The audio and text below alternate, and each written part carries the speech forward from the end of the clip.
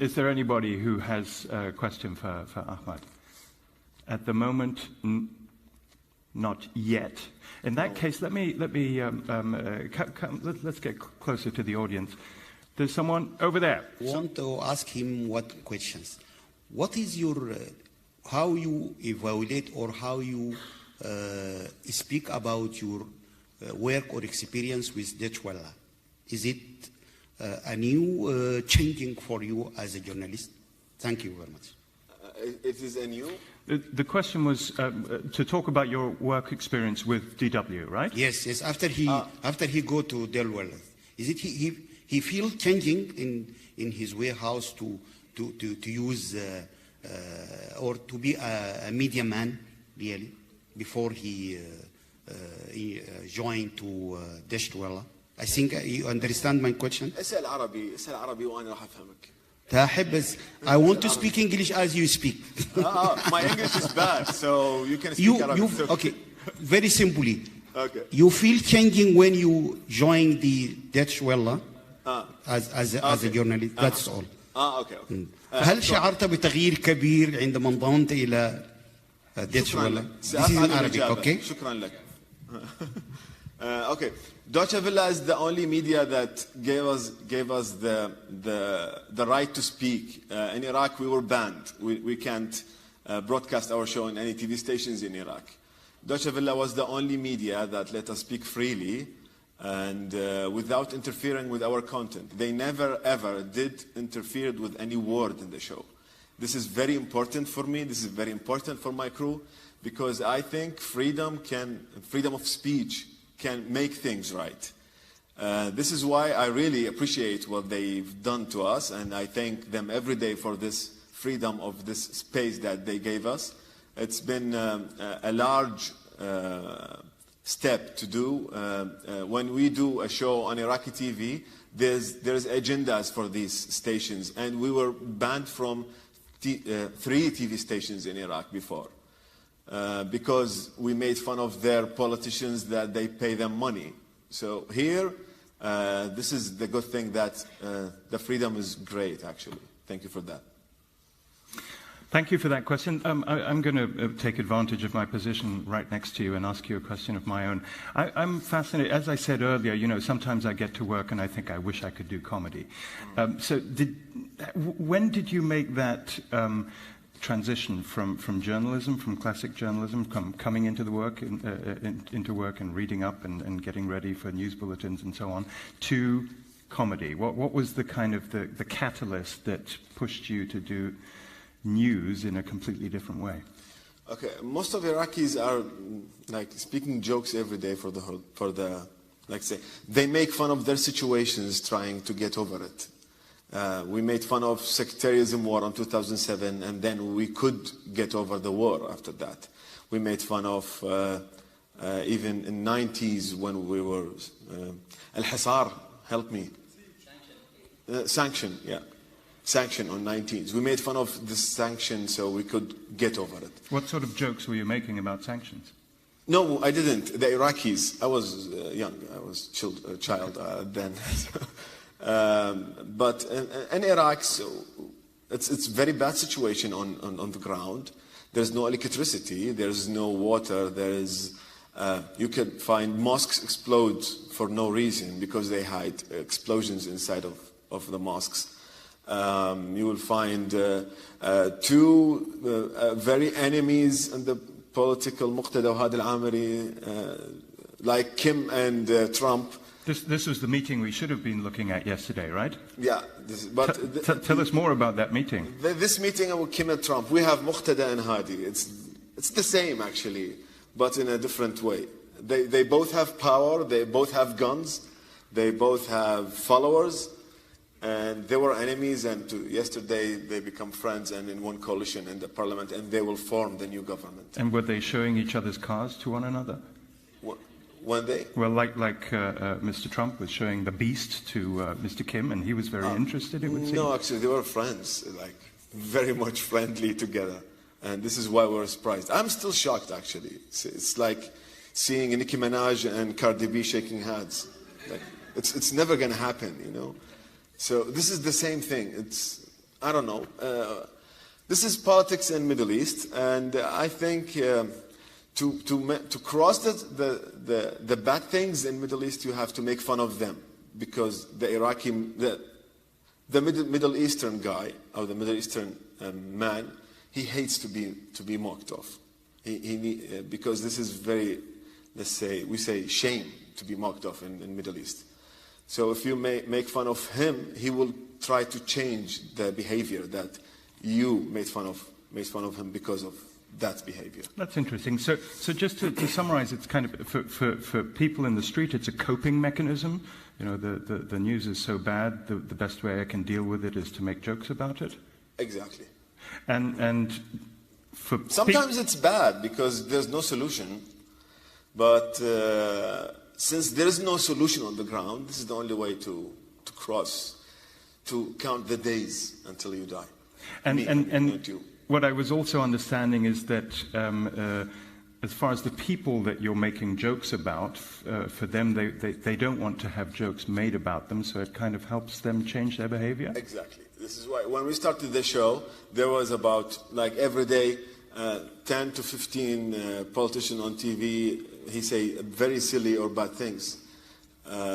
Today, we have lack of these statements. They count their words very much, very precisely before they speak on TV. So this is a change for me. And the other thing that we could make people to think about the country, not the sects or the religion or the province that they relate to. Now they think about the whole country together, which is Iraq, which is a very good thing. And we try to make people think independently without related to any other country around Iraq, because this is a big issue in Iraq. So in a sense, you've improved the quality of political language? Improved. Politicians are behaving more in what they say? Would that be right? Yeah, and they're scared of being on my show, very much. And when okay, there's this minister a few months ago. He's one of the big ministers in Iraq. He made something on TV. I don't know him personally, and we never spoke. But he knows you. He knows me. He texted me like 1 a.m. in the morning, and he said that this is me, minister of. I want to speak to you urgently. I thought that there's something wrong about the country. I need to interfere. So what's going on?